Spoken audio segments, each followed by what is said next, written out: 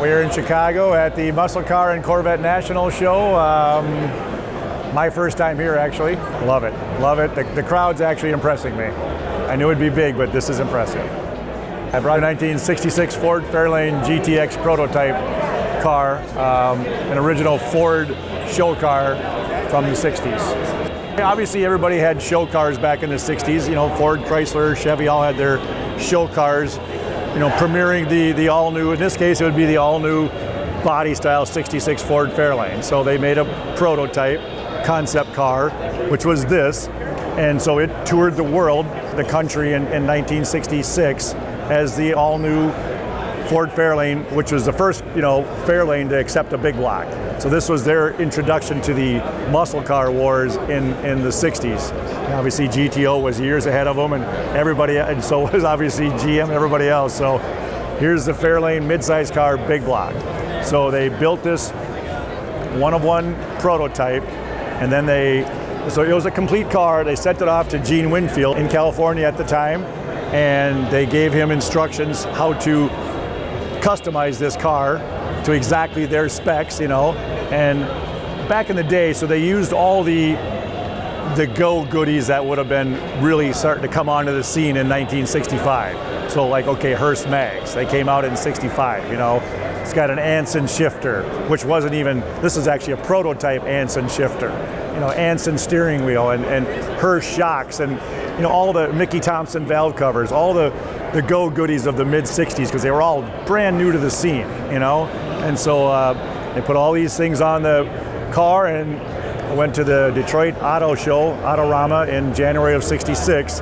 Again, that's Ford putting their feelers out, like, you know, how is the world like this show here? How are they gonna like this car? And you take away the good, you take away the bad, and this was, obviously the real car was never like this, you know, good, bad, or otherwise, but back then it just came out in 1965, the 427 medium riser, side oiler, it was all the rage. They ran them in NASCAR, drag racing.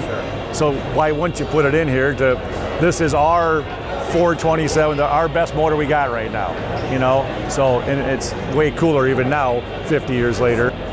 So when they sent this car to Gene, it was an automatic on the column, bench seat car, Fairlane 500. If you're a Ford guy, this all makes sense. You know, just a car. Well, then he takes it, he puts a floor shifter conversion kit in it, a prototype, because they didn't have a shift kit for a 66 Fairlane in January of 65. That's not possible, you know? And so, so he takes the bench out, takes out the back seat. Ford sends him 4 bucket seats. He gets them upholstered like this, adapts them to the car. It's kind of funny, they're bolted right to the floor. They don't tip, they don't move. Most of the parts on this car are for looks only. Very few things actually function. So it is a show car. It was a show car then, it's a show car now. It'll drive from here to across that room, but there's no way you can drive it down the road. So we literally, when he painted this in 65, and of course Gene painted this again in 2011. Same guy painted the same car twice, you know? So this is matched to those seats perfectly. If you see the two in daylight, dead on. It took us hours.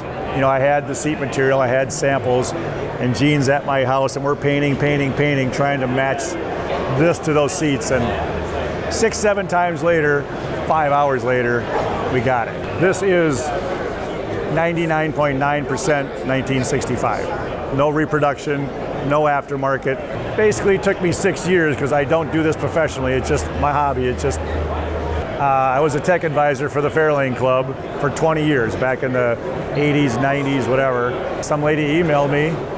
Her brother had this car, he had passed away, and she was trying to clean up his estate and get things ducks in a row, and so she emailed me and didn't really know what it was. Can you appraise the car? Can you give me any help whatsoever? Well, once I saw the car, it was like, oh, wow, you know, oh, it ain't worth nothing because I want it, you know? So, long story longer, eventually I ended up owning the car, and like everybody tells you, you overpaid for it. It is priceless. I mean, and so I'm the Fairlane guy. Here's the very first 66 Fairlane ever made. Okay, I needed to own it. That was it, you know? So Ford had given Gene Winfield 3 artist rendering drawings, like just the charcoal drawings, one from the front side, back side, and side, and said, make us this car. And all this stuff was in the artist rendering drawings. So he just took the pictures and made a real car. And I now have him, but he still had the 3 artist rendering drawings when I went to his house in early 2000s after I acquired the car. And so it shows all of this. Yeah, so it has the exhaust that comes out in front of the rear tire, which bypasses the mufflers. So again, 1965 Cal custom exhaust cutouts, you know? So he'd put them on there per Ford. There's little levers you can pull manual back then. Right behind the driver's seat, you reach back and there's 2 little chrome knobs. When you pull the knobs out, it bypasses the mufflers and goes straight out the side exhaust. Super loud, super annoying. So yeah, it's a prototype slash concept car slash show car. And and it was called the GT-X. So then by total coincidence, in 1967, Chrysler comes out with a GT-X.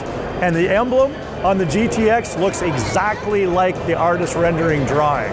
So Ford never put the emblem on. I have paperwork from Gene Winfield asking him not to put the emblem on because it was really goofy looking.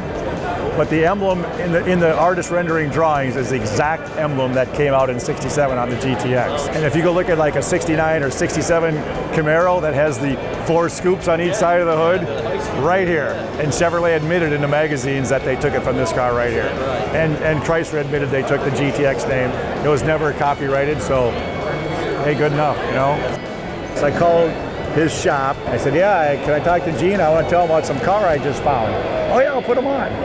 You know, I said, Gene, I found this '66 Ford Fairlane that you did. He goes, you found the old Fairlane, huh? I'm like, well, he's actually personable. And the next thing he said to me, he goes, I'm going to paint it for you, ain't I?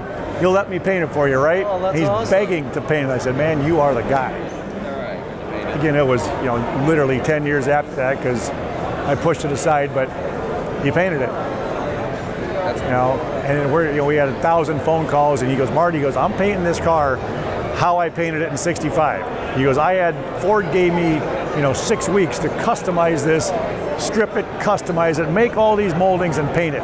He goes, I painted that thing in 5 minutes. He goes, we're doing it again, so you might want to close your eyes. He goes, here's what I need from you. And so we're painting it as a whole car, not like the hood off, doors off, whatever. Okay. He goes, I want to have overspray, because the car used to be blue. The car was that color right there.